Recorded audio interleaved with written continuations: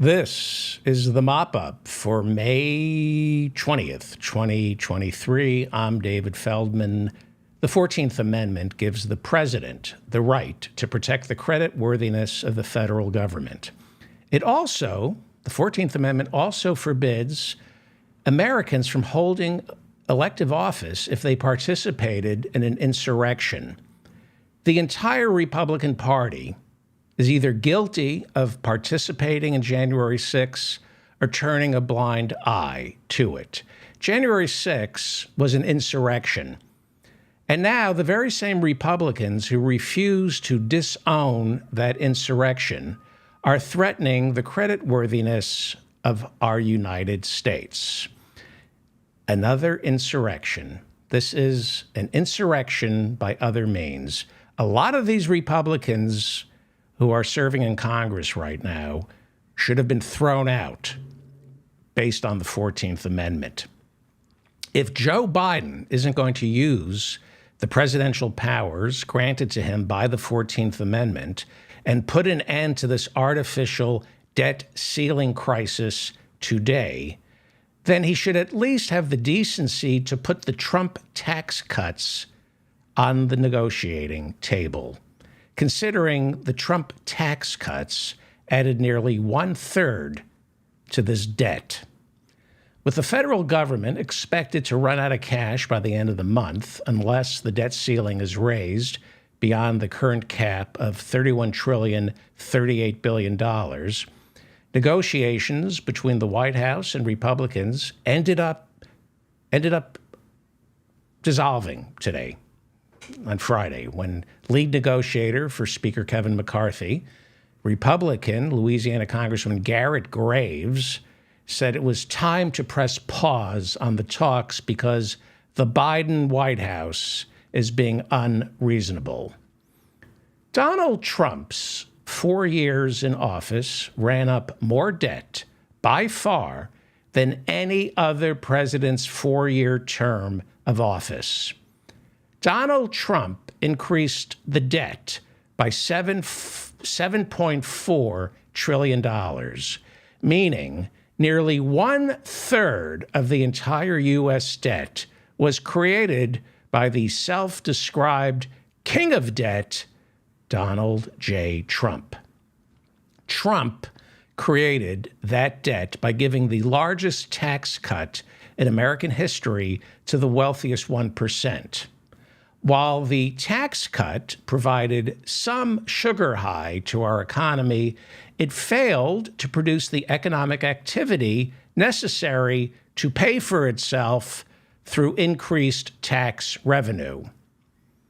The basic rule of budgeting is when you ask the rich to pay less in taxes, the government gets less money coming in, which means in order to provide government services to veterans, to our children and grandparents, like giving out Medicaid and food stamps, in order to keep the government running when you don't tax the rich, the government must take on debt.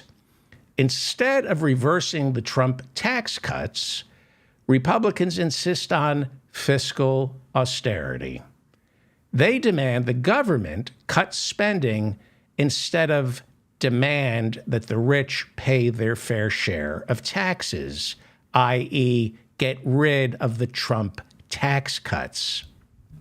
Our debt is reaching record highs, not because of entitlements, not because we're building roads and bridges or making sure school children get free meals. Our debt is at record high because Washington refuses to tax the wealthy. Now, there are hundreds of academics who will say, oh, no, it's more complicated than that. They only say that because they're paid to say that. Tax cuts for the rich create debt. That's it. Tax cuts for the rich never stimulate the economy. Tax cuts for the rich never create, as promised, an imaginary windfall of tax revenue that lowers our debt. If supply-side economics worked, then Republicans wouldn't be preaching fiscal austerity right now. They'd point to the budget surplus and say, see, it worked. We can pay for everything simply by cutting taxes for the rich. Actually, what I just said is partly not true, because if there were a budget surplus, the Republicans would say more tax cuts, less spending, because Republicans want all of it. They want all of it. They want all the money, and they do not want to help the working poor. They prefer workers to be poor. Poor workers are desperate, and they do what they're told. In 2000, when George W. Bush, I know this is going to be, I'm going to tell you a story, and I think you're going to find this hard to believe. Back in 2000, when George W. Bush was running against Vice President Al Gore, America was running a budget surplus. Yes, a budget surplus. By the time Bill Clinton left office, America had a budget surplus. And for a time, our Treasury Department stopped issuing debt. You couldn't buy Treasury notes. The 2000 debates between Bush and Gore revealed the philosophical split between Democrats and Republicans. Democrat Al Gore, Bill Clinton's vice president, said the surplus, there was a surplus during the debates. Al Gore said the surplus should be held by the federal government in case of you need it for a rainy day, the rainy day fund, right? To make sure the government has extra cash when the next recession hits. Republican George W. Bush, war criminal, Republican George W. Bush, however, said that budget surplus that Clinton, Democrat, created, that budget surplus belonged to the American people and therefore should be returned to them. Bush refused to imagine a recession, the same way Bush refused to imagine what would happen after he toppled Saddam Hussein. After the Supreme Court gave Bush the presidency, he cut taxes for the rich.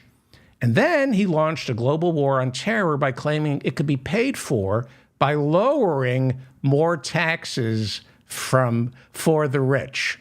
It was the first time in American history that we tried to pay for two wars or one war by asking Americans to pay fewer taxes. There was no sacrifice, just our soldiers. Everybody else, hey, you want to help the war effort? Go out and shop. That's literally what George W. Bush said. You don't have to pay more taxes. Just go shopping. Treat yourself. After 8 years in office, George W. Bush, war criminal, raised our debt by 105%. He more than doubled our national debt. He added more than $6 trillion to our debt, not because of the two unnecessary wars in Afghanistan and Iraq. That debt was caused by massive tax cuts for the rich. Now, because we are a nation of financial illiterates, including me, George W. Bush was able to sell the tax cuts for the rich as an extension of those glory days of Reaganomics, the glory days of Ronald Reagan's 2 terms. There is a myth that continues to this day that Ronald Reagan left office as a beloved president because he reined in federal spending, cut taxes, and by doing so, unleashed untold economic prosperity. Not true. Like everything about Ronald Reagan, his legacy is a lie. He raised taxes after he lowered them for the rich. He lowered taxes for the rich and corporations and then raised taxes regressively on the rest of us. Now, Reagan was elected promising to lower the deficit. He popularized the trickle-down theory or supply-side economics or the Laffer curve. It was and remains a highly discredited economic theory, which goes, the wealthy are the engines of economic growth. That's the theory, that the wealthy are job creators. They are not. The wealthy do not create jobs. They ship them overseas and hoard their wealth. That's why they're wealthy. Whether you like it or not, the engine of economic growth is government spending. When you add up federal, state, and local spending, corporate America can't come close. Not only that, more often than not, corporate America turns profits and creates jobs because of government contracts and or tax incentives. This is, whether you like it or not, socialism. The government controls our economy through spending and by raising and lowering interest rates on the debt that our government creates. This is a state-run economy, whether you like it or not. It is socialism. Unfortunately, the state is run by a handful of billionaires, and some of the money they save by not paying their fair share of taxes goes towards think tanks, to places like Cato, Grover Norquist, the Heritage Foundation, the Federalist Society, and business schools like Wharton, Harvard, and Columbia to churn out phony professors publishing even phonier studies, insisting rich people, not the government, create the jobs that grow the economy. It's a lie. But like I said, a nation of financial literates is going to believe the 1%'s highly paid shills. George W. Bush, war criminal, George W. Bush sold his tax cuts for the rich the same way Donald Trump sold his tax cuts for the rich, by hearkening the sacred memory of Ronald Reagan, singing the praises of Reaganomics, conveniently forgetting that Reagan's tax cuts were only for the wealthy and they increased our national debt. Reagan's tax cuts for the wealthy increased our national debt, not by 100%, but by 186%. Ronald Reagan, the touchstone of supply-side economics, who promised that if you remove the government shackles from the rich, our economy will skyrocket and the tax cuts will pay for themselves through all the supposed taxes collected from the overheated economy. Ronald Reagan instead increased our debt by 186%. More than any other president. And he's the touchstone of supply-side economics. 186% Ronald Reagan increased our debt. That's more than George W. Bush, who increased it by 105%, or Donald Trump, who, because he was thankfully just a one-term president, only got to increase it by 40%. He only had 4 years to put $7 trillion, more than $7 trillion on the credit card. The national debt increases. This is a fact. The national debt increases at a much higher rate when a Republican is in the White House than when a Democrat is. That's a fact. So far, Joe Biden has only increased the debt by 6%. And yes, Barack Obama increased it by 70%. But don't forget, he was paying for 2 wars he inherited, as well as the worst financial crisis since the Great Depression, caused by George W. Bush, war criminal. Bill Clinton only increased our debt by 31%. And here's where it gets really important, because it reveals what a fraud, what a racist fraud Ronald Reagan is. Jimmy Carter increased the debt by 42%. We were coming off the Vietnam War, and there was inflation.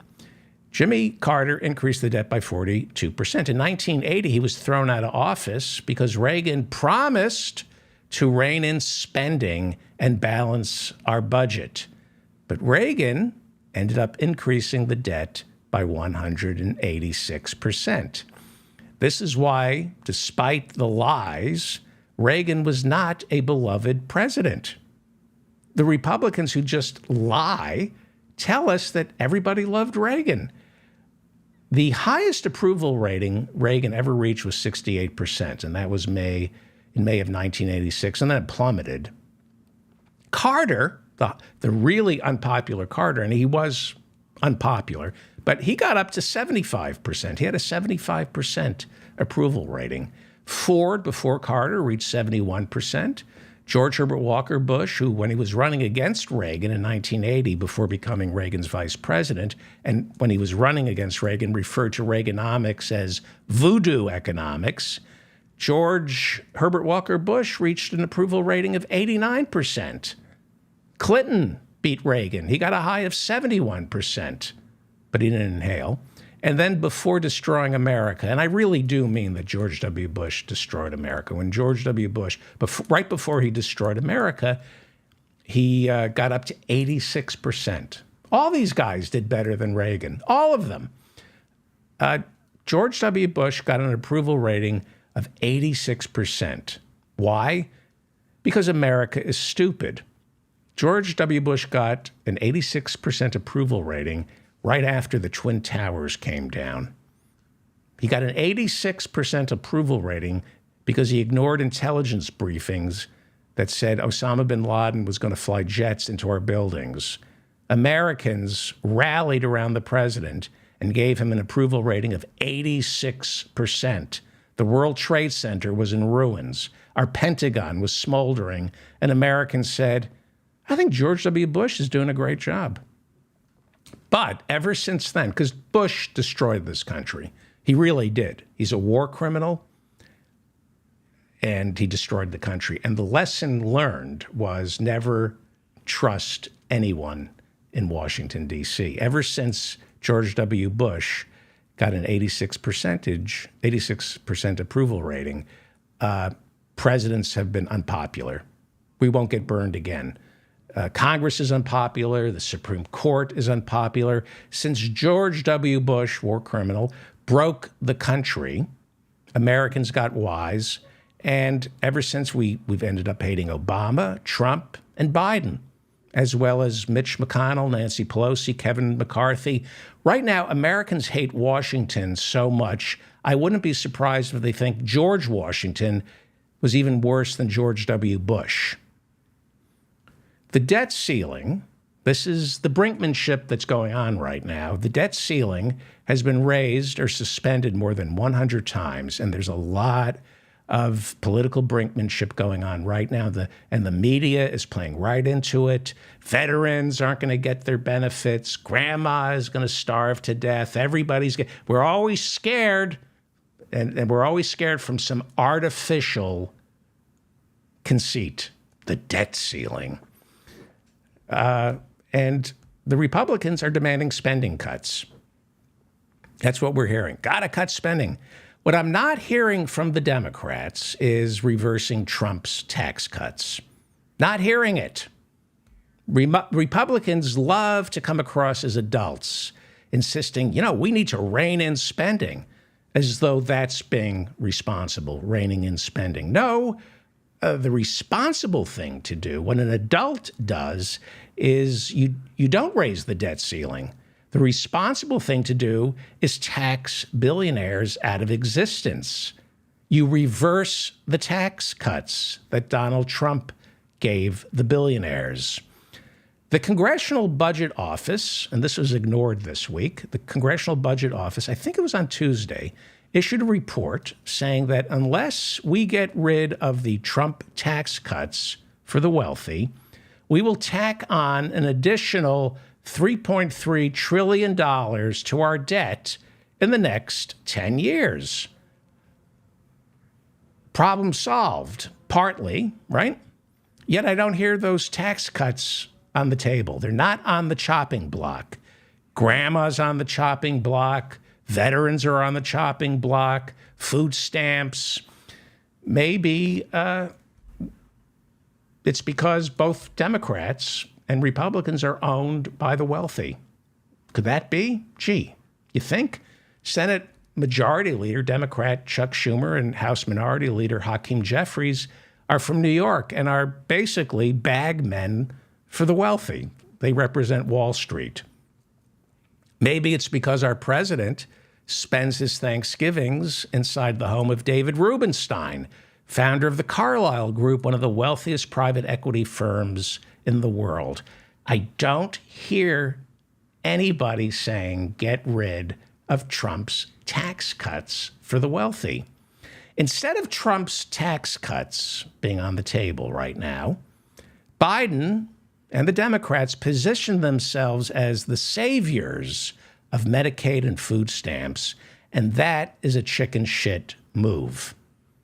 How is it possible that we're the wealthiest country in the world and we're even talking about putting Medicaid and food stamps on the chopping block? Why? Because it helps the Republicans and the Democrats. It suits everybody's purpose to put work requirements on food stamps and Medicaid because it makes the Democrats look compassionate. Republicans are now proposing, again, Republicans are more evil, but because they got away with keeping the Trump tax cuts, so they're just going to get more evil. And they're going to propose that Americans be forced to work for food stamps, to work for Medicaid. This is cruel and sadistic. And politically speaking, that works for the Republican Party. We know this. Cruelty and sadism is the fuel that puts Republicans over the finish line. Cruelty, sadism satisfies the Republican base. Getting rid of food stamps, making people suffer, work for food stamps and Medicaid, that satisfies the Republican voter, even though a greater proportion of Republican voters need Medicaid and food stamps than Democratic voters do. But Republicans, as we've learned, especially MAGA Republicans, they will vote against their own interests if it satisfies their bloodlust, if it satisfies their desire to hurt someone, make them bleed, even when it's themselves. And by the way, making people work for food stamps and Medicaid isn't just cruel. It doesn't do anything to lower spending. It has nothing to do with lowering spending. This is just cruelty. Anyone needing food, think about this. I'm going to give you some studies, but just think of the common sense here.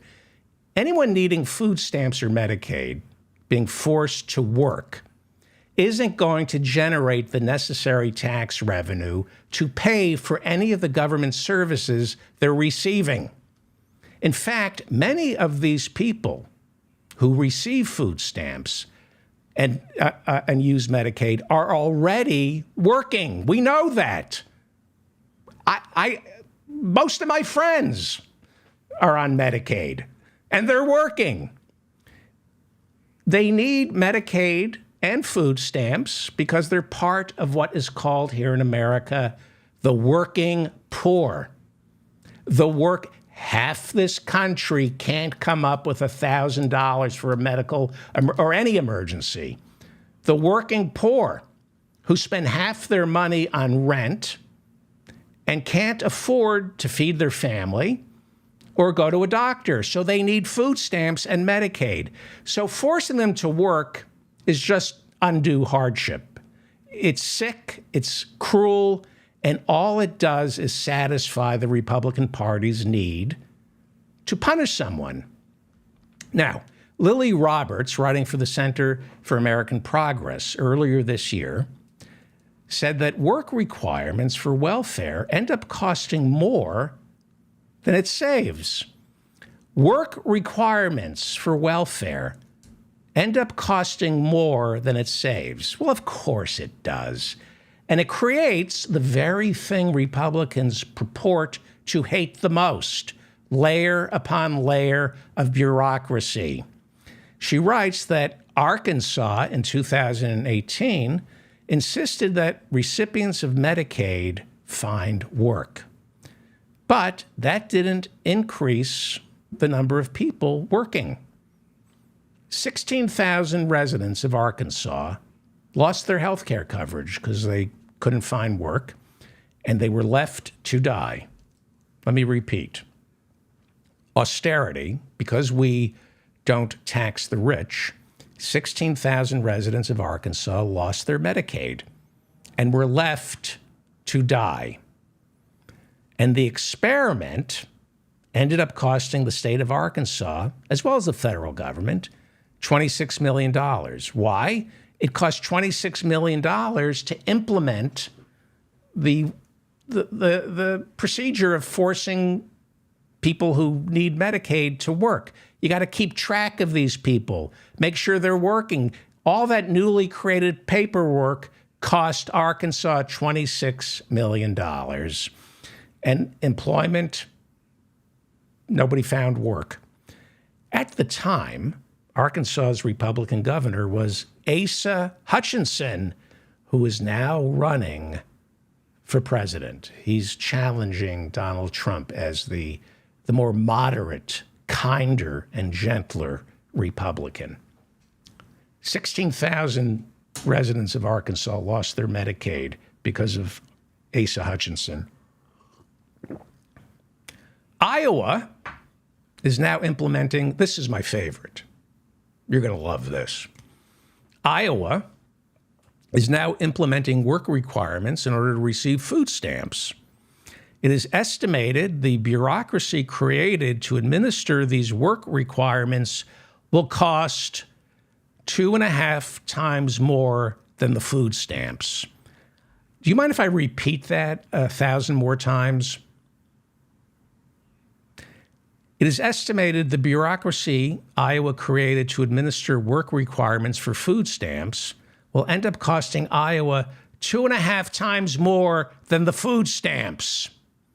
This is what Kevin McCarthy has put on the table in the debt ceiling talks, making people work for food stamps and Medicaid. He is proposing that in order to bring down the debt, we spend more on punishing needy people than on what it costs to give them a helping hand. It's cheaper to help people. I wish I was making all this up. I really do. Republican policy isn't about cutting deficits or saving money. It never was. It's about making a handful of Americans richer by lowering their taxes, and the Republicans get away with this by satisfying the bloodlust of financially illiterate Republican voters who want to punish someone, anyone, even when it's themselves. And this works out perfectly for both parties. Republicans get to win elections by appearing cruel, and Democrats get to win elections by appearing kind, right? By June 1st, the brinkmanship will end, and we know the debt ceiling will be raised. We're not going to default on our debt because the wealthiest 5 families in America would lose a little money.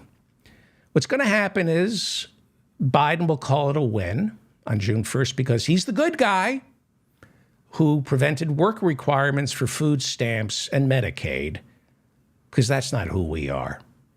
And we'll go, oh, I like him. He's looking out for the poor. He saved food stamps and Medicaid when food stamps and Medicaid should never, ever have been on the table. Democrats need the Republicans to put food stamps and Medicaid on the table. And Republicans will call it a win because they demonized the weak and terrorized the poor. It's a win-win.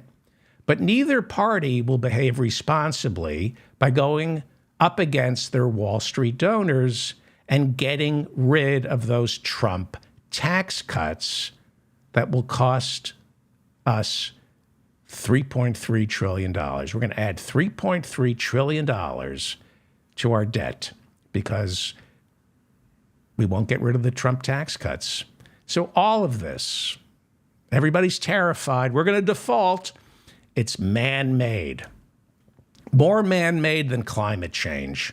It's political posturing.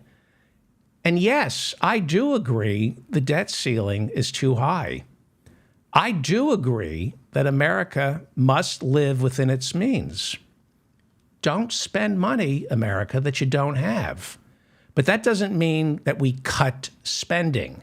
It means taxing billionaires out of existence. And we can start getting rid of billionaires by getting rid of the Trump tax cuts. I'm David Feldman, reminding you to stay strong and protect the weak. I want to remind you that we do office hours every Friday night at 8 p.m. If you're watching me live on YouTube right now, the Zoom link is in the description of the show. I welcome everybody to come to office hours tonight, and it's going to be great. Howie Klein will be there. We're going to meet a candidate for the Virginia House of Delegates. Comedian and comedy writer Dave Cyrus will be there, Professor Mike Steinel, and funny man John Ross. Do me a favor, please like the video. That's the best way to remain in my feed. That's what I've been told, that if you like the video, you see more of me.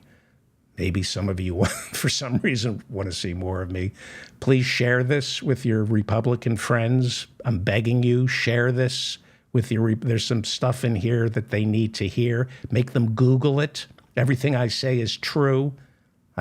This will be in my newsletter, and it will be footnoted and hyperlinked. So please share this, and please subscribe to my channel.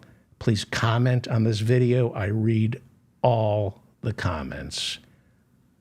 I want to thank the mods in the chat room for maintaining the decency here. And I hope to see most of you at office hours in 15 minutes. Thank you all for listening.